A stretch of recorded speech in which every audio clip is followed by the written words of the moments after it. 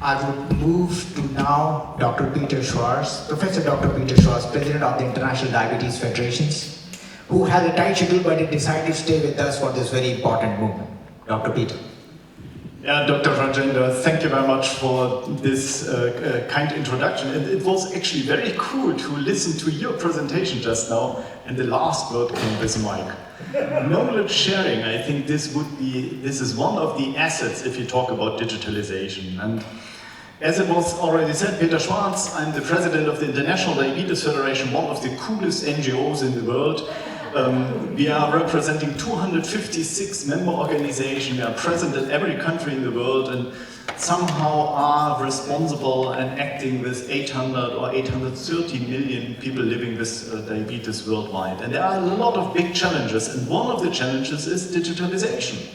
And I truly believe that digitalization, smart health, mobile health, blockchain-related health delivery chains are disruptive in the way we deliver healthcare. And this is good.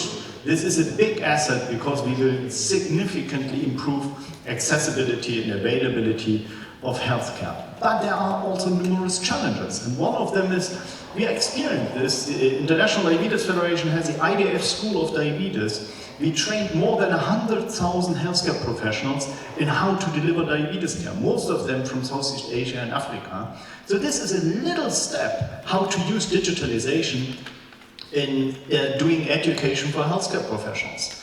But there are more borders. We talked about teleconsultation. I apologize for what I'm saying. For me, this is not disruptive anymore. Teleconsultation is extending the arm of the healthcare professionals in a different delivery channel. That this means we improve accessibility and availability, maybe in some region, but it's not the big jump ahead. I think the big power of digitalization is we are in the pocket of our patients. Being in the pocket of our patient means we never have been so close to our patient than being in the pocket. But being in the pocket means we have to rethink our ways to deliver healthcare. Every one of us is taking 1,800 decisions a day. 450 of them are related to our lifestyle. Now imagine if we would have in the right moment, with the right motivational messaging, with the right content, setting impulses by using a smartphone in the pocket of the patient to influence only 10 out of the 400 lifestyle-related decisions, but doing this over the period of 1 year, we may translate this into 10 kilograms of weight reduction. So this is a way we have to disruptively rethink our ways how to deliver healthcare. And I think digitalization is the optimal way to deliver healthcare without borders. So that's why, Dr. Rajendra, this is exactly the right time. This is the right moment to start this movement, because we have a tool in our hand which has no borders if we allow to think out of the box in a disruptive manner to build a competitive advantage for our patients, how to receive better care or how to receive a high quality of care. But already today, we should think further. So if I ask my colleagues, what is the best way to diagnose diabetes? People may say, oh yeah, it's using a lab or it's using risk factors and so on. But what is using digital biomarkers? And I think this is the next evolution of digitalization. In the smartphone, there are so many biomarkers, digital biomarkers already today stored, which will allow us to assess the risk of depression, of chronic diseases, of NCDA, of behavioral aspects. And we are not using this. There are good studies showing that the best way to diagnose diabetes is analyzing the shopping behavior online. So the online shopping behavior shows you the start of hyperglycemia 3 months ahead of hyperglycemia, 4 months ahead of the beginning of a depression.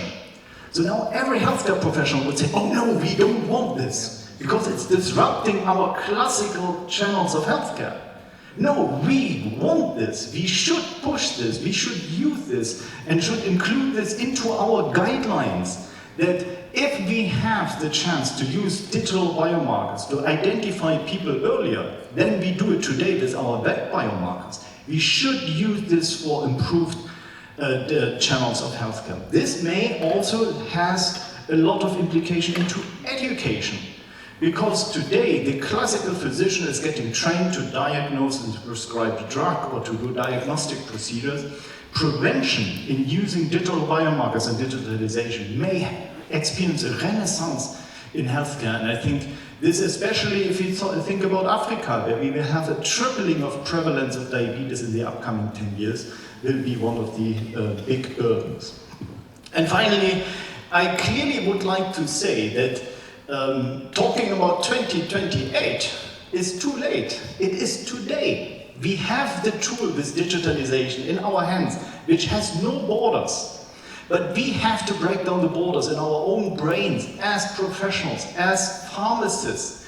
I think the pharmacists have a key role in rolling out digital tools in the future, because many patients go to a pharmacist before they go to a physician. But maybe also talking about, maybe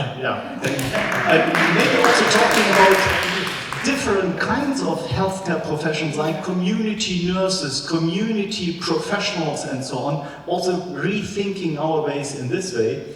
But not to say we want to reach this in 2028, saying we have a clear commitment to do it today and to use all the resources, all our ideas, all our brains in this room together to build a strategy to use digitalization without borders to improve the quality of care for people living with chronic diseases worldwide. Thank you very much for your commitment, your energy, your passion. Thank you for the action. Thank you, Professor Peter. You have given us so many profound messages.